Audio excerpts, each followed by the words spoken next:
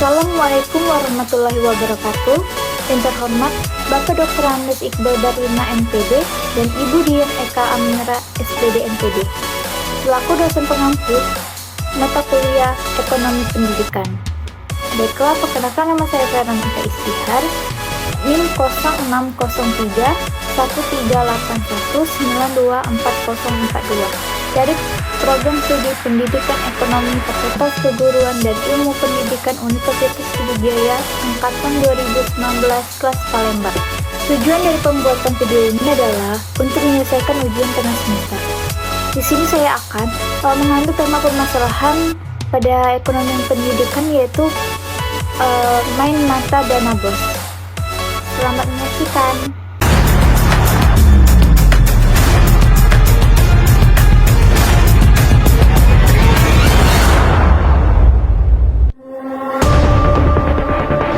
Kembalian itu jatuhnya ke siapa sih, Pak? Ke sekolah sih. Hah? Ke sekolah. Ke sekolah. Tapi lewat saya. Kali ada bahkan sekolah yang sudah punya joki untuk mempersiapkan pertanggungjawaban bosnya. Iya, itu salah. Saya salah. Bisa aja saya tidak berbuat apa-apa. Tapi sekolah macet.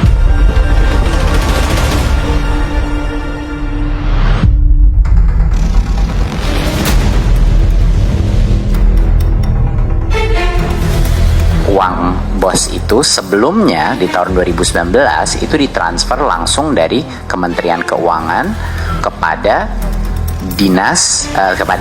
pemerintah provinsi, ya, di rekening kas umum daerah ARKUAD pemerintah provinsi.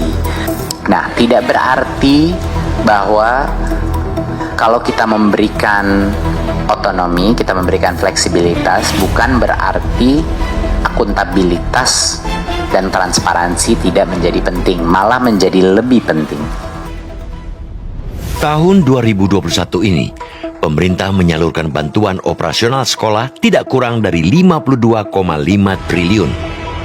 Dana ini digelontorkan untuk 216.662 satuan pendidikan di tanah air.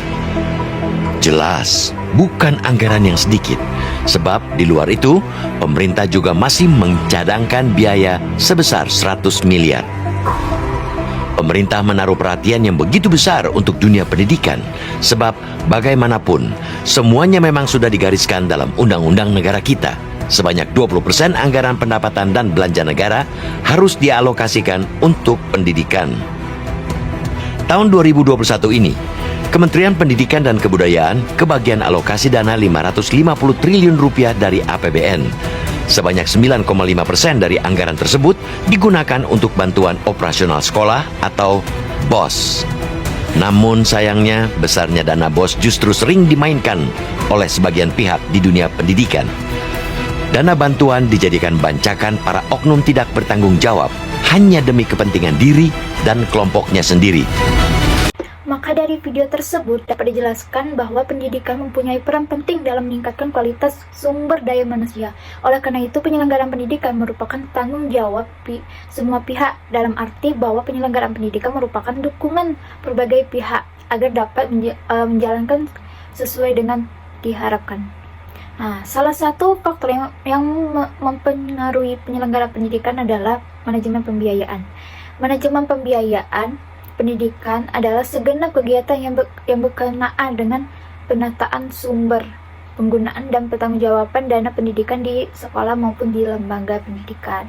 Adapun dana BOS memberikan dana untuk membantu sekolah memenuhi biaya operasional sekolah sebagai wujud perhatian terhadap siswa miskin atas pengelolaan dana bantuan operasional tersebut.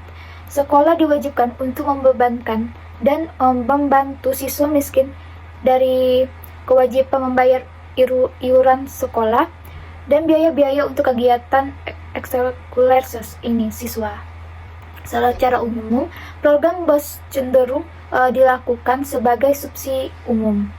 Hal ini terjadi karena program BOS memiliki cakupan yang luas dan merata, baik dilihat dari jumlah sekolah maupun jumlah siswa. Nah, terkait dengan penggunaan dana BOS, pemerintah telah memberikan fasilitas pada sekolah dalam penggunaan dana BOS ini.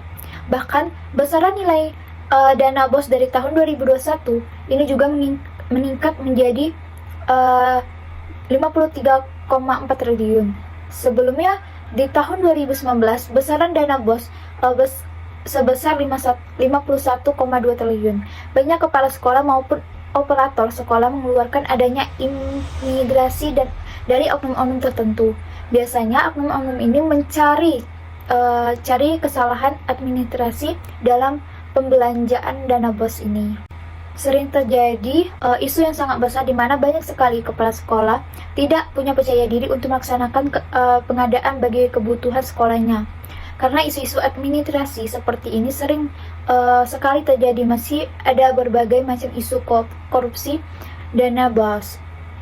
Karena itu, Kemendikbudristek memberikan solusi untuk memberikan dana BOS secara online melalui platform digital. Jadi solusi dalam mengatasi permasalahan terhadap korupsi dana BOS ini baik dari keamanan kepala sekolah dan juga untuk menghindari kegiatan yang tidak baik.